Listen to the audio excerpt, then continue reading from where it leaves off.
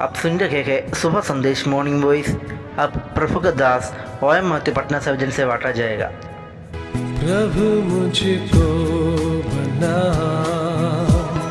तू अपना पवित्र स्थान, धोकर शुद्ध कर तू अपने लहू से। मैं धन्यवाद के साथ मानूंगा तेरी बात, जीऊंगा सदा मैं तेरे लिए। परमेश्वर के नाम की स्तुति हो। आज का मनन के लिए नया नियम का किताब है कुलूसियों का पत्रिका, उसका 3 अध्याय 1 से लेकर 4 तक पद आपके सामने मैं पढ़ना चाहता हूँ। 3 अध्याय 1 पद, अतः जब तुम मसीह के साथ जिलाए गए तो स्वर्गीय वस्तुओं की खोज में रहो, जहाँ मसीह विद्यमान है और परमेश्वर के दाहिनी ओर बैठा है। पृथ्वी पर की नहीं परंतु स्वर्गीय वस्तुओं पर ध्यान लगाओ, क्योंकि तुम तो मर गए और तुम्हारा जीवन मसीह के साथ परमेश्वर में छिपा हुआ है।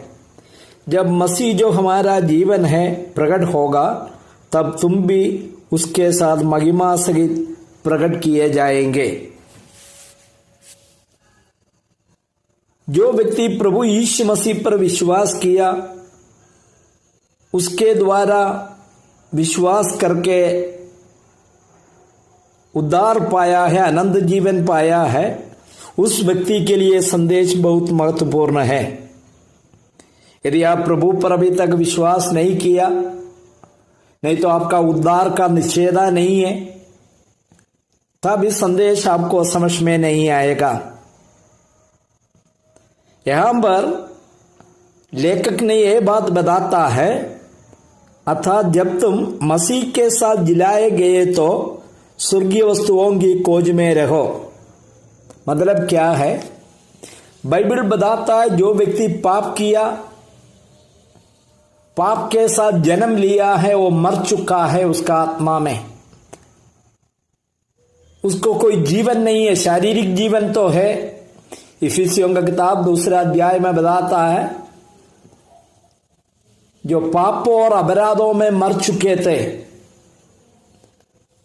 लेकिन जब हम प्रभु पर विश्वास करते हैं, प्रभु के साथ जिलाए जाते हैं हमारी आत्मा।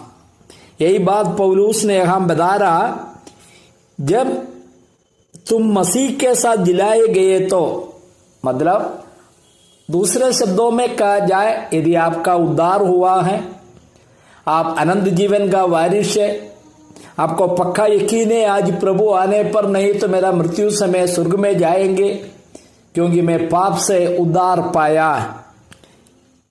उस व्यक्ति का जीवन शैली कैसे होना, यह बात बता रहा है। स्वर्गीय वस्तुओं की खोज में रहो, जहां मसीह विद्यमान है।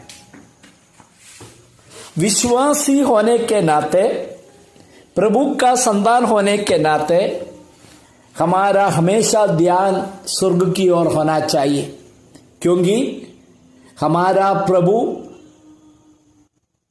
जो मसीह है स्वर्ग में विद्यमान है। जब हम उद्धार पाता है, यीशु मसीह को अपना हृदय में स्वीकार करते हैं, एक केवल मुंह से बताने का बात नहीं है, मैं एक निर्णय ले रहा है कि आज से मैं प्रभु यीशु मसीह के पीछे चलेंगे। वो मेरा प्रभु है, वो मेरा कर्ता है, वो मेरा सब कुछ है। वो प्रभु का वचन के अनुसार, उनका अगुवाई के अनुसार हर एक मसीह चलना है। आज प्रभु स्वर्ग में है, पवित्र आत्मा तो है धरती पर हमें चलाने के लिए, लेकिन यीशु मसीह स्वर्ग में है, इसलिए मेरा ध्यान कहाँ की ओर होना चाहिए? स्वर्गीय वस्तुओं की ओर। यही पवित्र आत्मा भी हमारा जीवन में वही कार्य कर रहा। यीशु मसीह आज पिता के दाहिनी ओर बैठा है। उसके बाद दूसरा पद में बताता है, वही बात एक और बार स्पष्ट करके बताता है, पृथ्वी पर की नहीं परंतु स्वर्गीय वस्तुओं पर ध्यान लगाओ। पृथ्वी पर की वस्तुओं का नहीं का मतलब इस संसार में कुछ पाने के लिए, इस संसार में अपना नाम कमाने के लिए, इस संसार में अपना कुछ दिखाने के लिए, यही हमारा उद्देश्य नहीं होना चाहिए।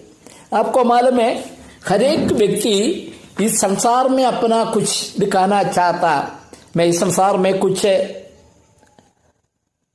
हमें मालूम है कोई फिल्म स्टार हो, क्रिकेट खिलाड़ी हो, वो सब अपना नाम कमाया है, पैसा कमाया है, वो दुनिया में बड़ा नाम है।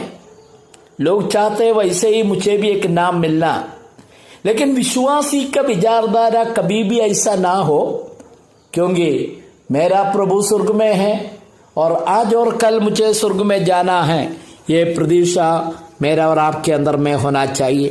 तीसरा पद में बताता है, क्योंकि तुम तो मर गए हैं और तुम्हारा जीवन मसीह के साथ परमेश्वर में छिपा हुआ।